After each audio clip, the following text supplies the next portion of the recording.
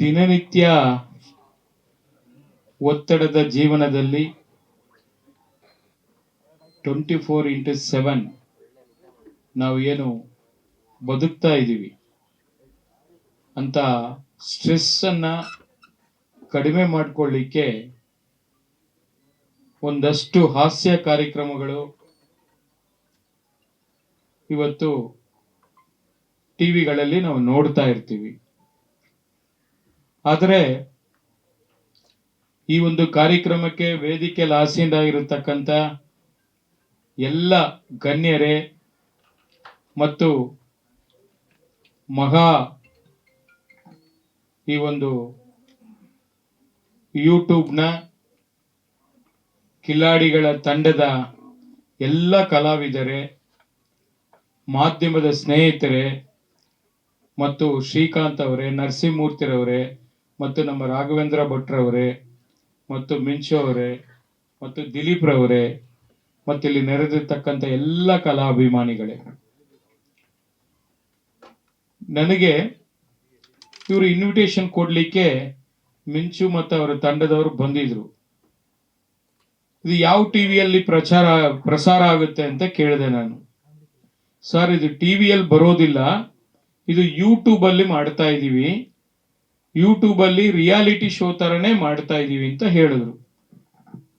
YouTube ಅಲ್ಲಿ reality ಶೋನಾ ಅಂತೇಳಿ ನನಗೆ ಆಶ್ಚರ್ಯನೂ ಆಯಿತು.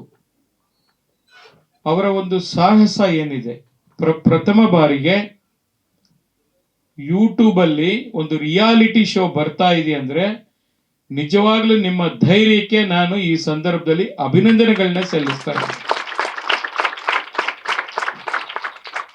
ಹೌದು, ಡಿಜಿಟಲ್ ಯುಗ, social media, YouTube, Instagram, Facebook ಎಲ್ಲವನ್ನ ಕೂಡ ನಾವು ಯುವಕರಲ್ಲಿ ಬಹಳಷ್ಟು ಇವತ್ತು ಬದಲಾವಣೆಯನ್ನ ಕಂಡಿರತಕ್ಕಂಥದ್ದನ್ನ ನಾವು ನೋಡ್ತಾ ಇದ್ದೀವಿ.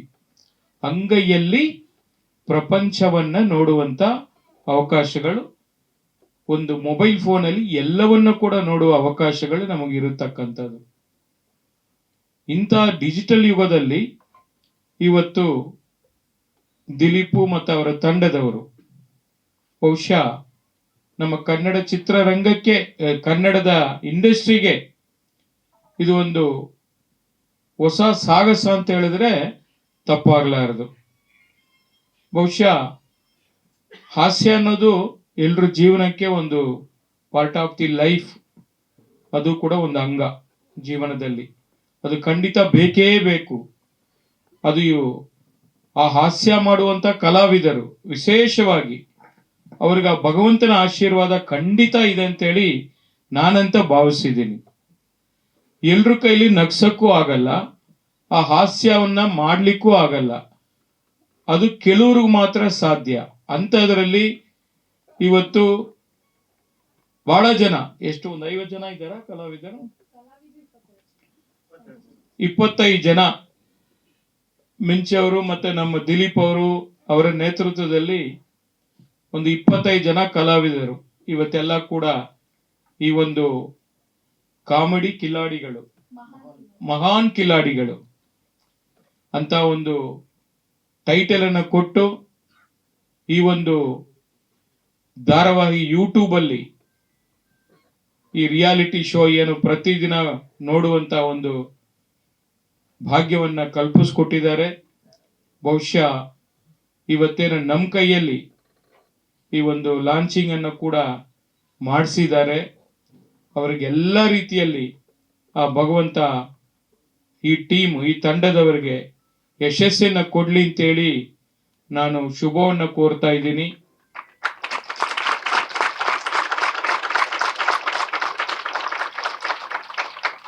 ಜೊತೆಗೆ ಇಂಥ ಒಂದು ಹೊಸ ಹೊಸ ಸಾಹಸ ನಮ್ಮ ಕನ್ನಡ ನಾಡಿನಲ್ಲಿ ಆಗಬೇಕು.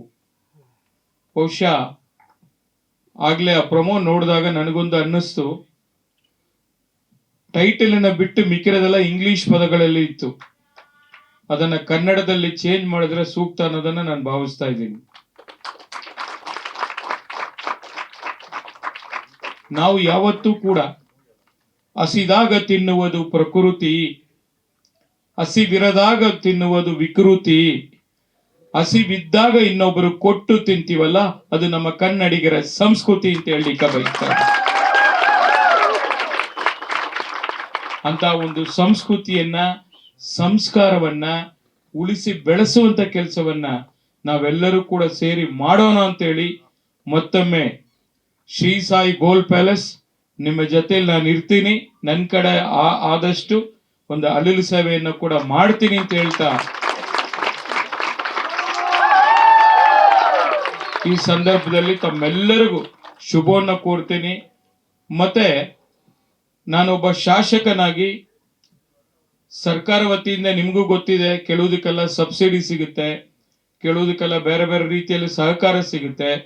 ಅಂಥದ್ದು ಕೂಡ ಏನ್ ಸಾಧ್ಯವಾಗುತ್ತೋ ಅದನ್ನು ಕೂಡ ಮಾಡಿಕೊಡ್ಲಿಕ್ಕೆ ನಿಮ್ ಜೊತೆಲಿ ನಾನು ನಿಲ್ತೀನಿ ಅಂತೇಳಿ ಈ ಸಂದರ್ಭದಲ್ಲಿ ಮತ್ತೊಮ್ಮೆ ತಮ್ಮೆಲ್ಲರಿಗೂ ಶುಭವನ್ನು ಕೋರ್ತಾ ನನ್ನ ಮಾತನ್ನು ಮುಗಿಸ್ತಾ ಇದ್ದೀನಿ.